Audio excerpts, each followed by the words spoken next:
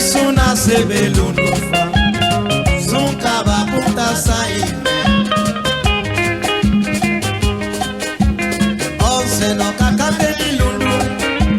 Sopitu costa punta lesu Suna sebelundufa Sunkaba punta saime Fiti selu ase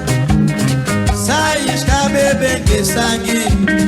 Suna kakose ni wefa Mundo todine kaba desae Confessa da pare kuli wachka Fiti selu vivu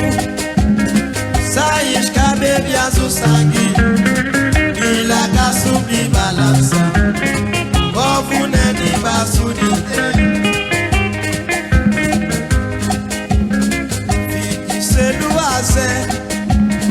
Saish ka bebe gesangi Suna kakose ni wefa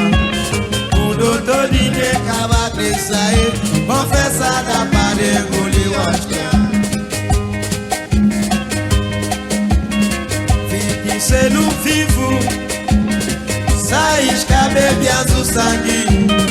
Bila kasubli balansa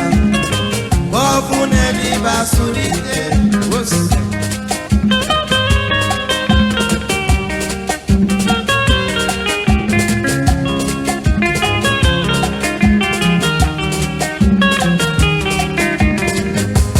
Trabalho puxe sa sofra kwase Daine shikado di kodo Puxa shika kodo kumalishae Yate lundo sekisa ni pego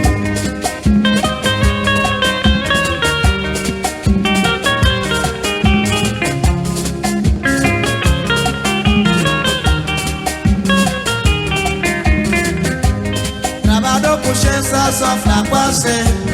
Daine xingado de codo Puxa xinga codo com malícia Yatelu no sentiça de brilho